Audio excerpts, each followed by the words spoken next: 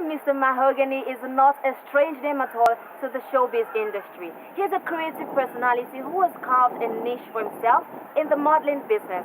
We had a chat with him as he talks about fashion's finest Africa, amongst other things. Let's take a look.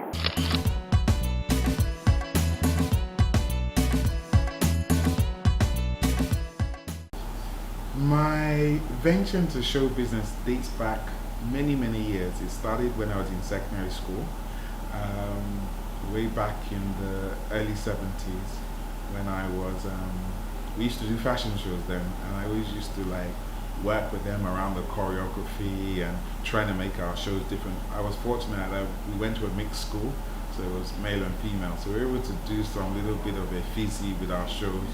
And that started from then and continued. Eventually from there I went into modeling. When I finally finished university, after doing many years of modeling, I then went to the UK and I set up Mahogany in the UK. And then we started off doing bridal events and moved into modeling, and then from modeling moved into show production.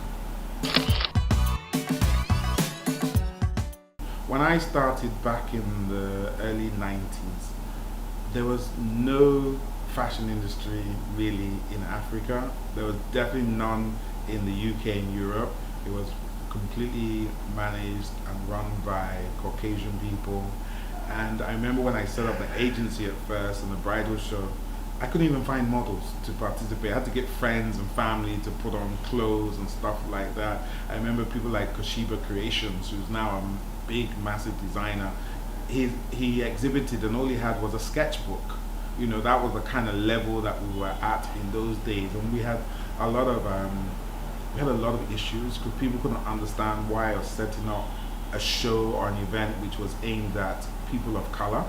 You know, they felt I was being racist at the time, and I used to say to them, hold on, but there's no events for black people. Why would you now say I'm being racist because I'm trying to set up something for black people?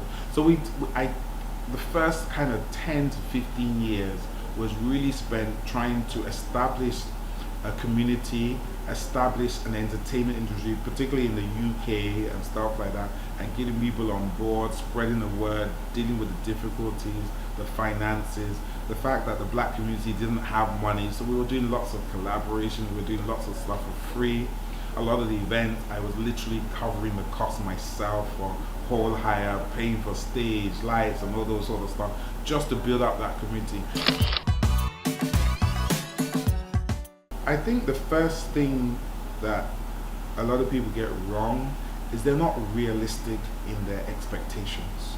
You know, everybody wants to do a GT Bank style fashion event, but not everybody has their money.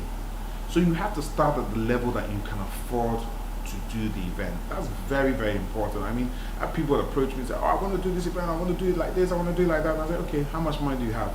And when they give me their money, I say, how's that going to be possible? You know, just on models alone, we might spend millions and millions of naira.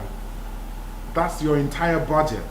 You know, you haven't thought about stage, set, designers, food, you know, venue hire. There's so many components that go into organizing a show. The second that I would say is get the right people on board.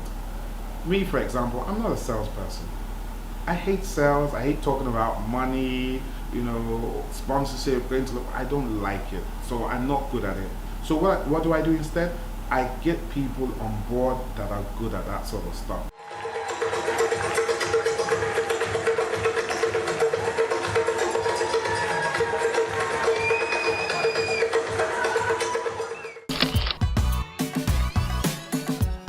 When we look at Fashion Finance Africa, I mean, just to take us back a little bit, we set it up because we felt that there was a glut in the market in terms of the fact that there were good shows and big shows out there for all the big designers, for international designers, but who was taking care of the new, the aspiring, the emerging designers, people that nobody had ever heard about.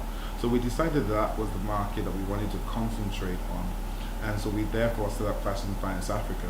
And the thing about the event, even though it's held in Nigeria, it is an African event, and that's very important for people to realize. So we attract designers, we attract creatives, we attract people from across the whole of Africa. We have 2 days of shows. I think we have about 6 shows featuring over 50 designers from across Africa on the Friday and the Saturday. And then on the Sunday, we have the prestigious awards. I mean, when you think of the awards, you need to think Oscars, Golden Globe, Brits. It's at that sort of level. You know, everybody gets dressed up. A lot of people complain that, you know, to get onto the catwalk, you've got to be 5'9", you know, you've got to be very tall, you've got to be very skinny and stuff like that. So we decided that we're going to do what we call the People's Catwalk, which is open to anybody, any size, any weight, any height, professional models, non-professional models, market women, mechanics, whoever it is that wants to participate can participate, and it's a competition. We want to give back to the community, and so it's not just about people coming and strutting on the catwalk. How can we give back? So we have the conference, so where we talk about key issues, and also we have a second part of it, which is a conference for models, talking to them about the issues, what to do, what not to do, what are the sort of pitfalls that they're facing.